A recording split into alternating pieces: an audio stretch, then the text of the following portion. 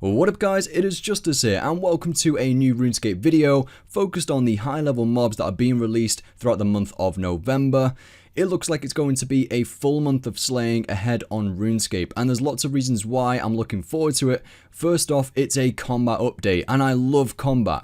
Raptor will be handing out Slayer assignments with double experience, and I've always enjoyed Slayer, but the lower level monsters do get a bit boring after a while, as I do favour PvM boss fights. But high level mobs should give us a nice medium, pleasing multiple playstyles, so those who are into the really intense high level PvM fights, and then those who just want to chill out and do a bit of Slayer. Slayer, on top of new defenders, will be introduced. So these new defenders will give players a new role within combat, allowing players to use shield abilities and have an accuracy boost. But this is at the loss of dual wield capability. I'm curious to see how this will be useful within the game. An important note, if you're interested in the upcoming defenders, make sure to obtain all the lower tiered versions of them in preparation, all the way up to the Dragon Defender from killing Cyclops in the Warriors Guild. Otherwise, you will not be able to unlock the new tiers, and that is really important to note. And my current Slayer experience is around 25 mil, so it will be great to gain some more XP in this prestigious skill, with a new high level mob being released on a weekly basis as well. So starting off with Wyverns, which I'll get into right now, and I'm going to go through each of the bosses throughout this video. So with Wyverns, they're going to be called the Living Wyverns, dropping a level 85 Wyvern crossbow. These can be found in the Asgardian dungeon. This crossbow has a powerful passive damage over time effect, useful for those longer boss fights, and again, I'm pretty curious to see what the cap is with damage upon release date and how it's going to fare up against the tier 90 weaponry. It might just be more of a focus for mid-level PvMers.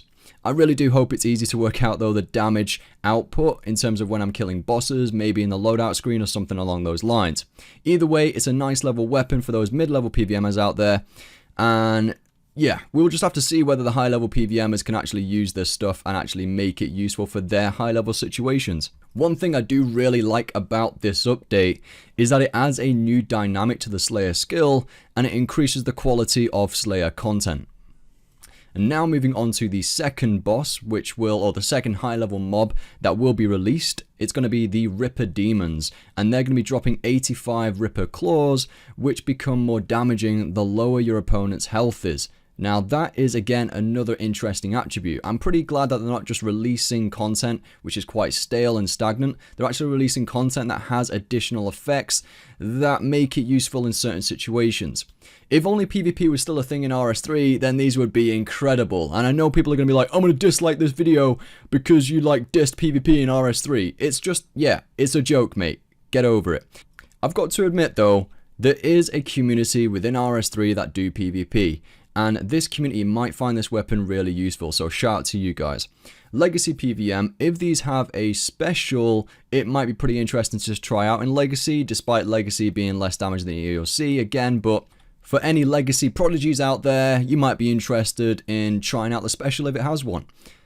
And in EOC, it might give people a reason to take a switch again for a nice finishing blow to the boss. We'll just have to wait and see, but like I said, it all depends on how the max damage compares to tier 90 weapons, and it might just be for mid-level PvMers again. And there's nothing wrong for this content being aimed at mid-level PvMers, you know?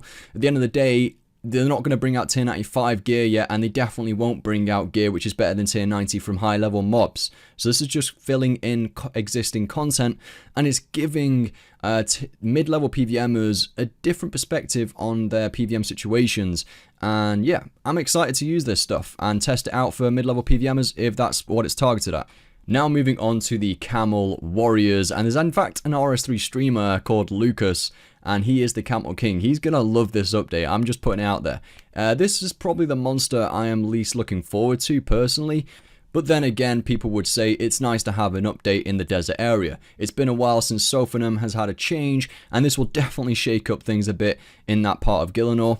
It might make the desert potentially a bit busier than it actually is right now. The Camel monsters, by the way, the Camel Warriors, they drop a tier 85 staff called the Camel Staff, which reduces the accuracy of your target's attacks. Again, I do wonder how this will fare up against current debuffs in the game. And finally, the ones which I'm most excited about personally, the Acheron Mammoths. I can't wait to see the scale of this creature, but most of all, get my hands on the ingredients to make a level 99 summoning pouch for a new best in slot Beast of Burden that gives us an extra 2 spaces compared to the Yak.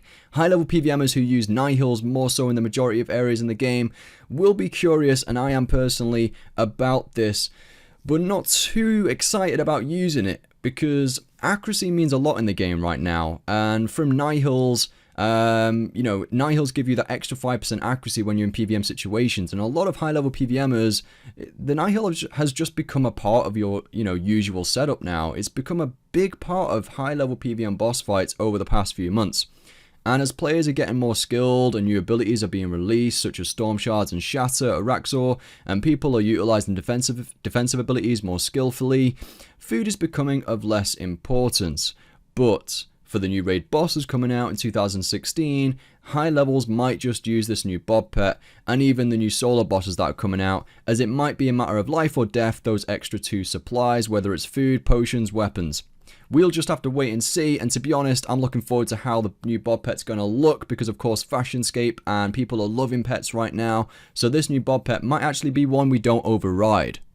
I'll be covering all of this content throughout November, going for the rewards myself and testing them out, whilst grinding the XP, hopefully even doing Rune Dragons again and going for those tier 90 boot attachments that are so expensive still, it's crazy, and making bank along the way towards my series of obtaining 1 billion cash stack. And I'm sure you've noticed by now my new mic has finally arrived. I've been using it throughout this video, and hopefully you've noticed the difference, and hopefully it's a positive change. I've also spent a few hours into upskilling my audio editing skills to make sure the sound is of high quality. Again, feedback is welcome in the comment section. I hope you can see the difference anyway. Good luck on your slaying antics throughout November. I can't wait to delve into this high level mobs update. Thanks for watching, and I'll see you in the next one.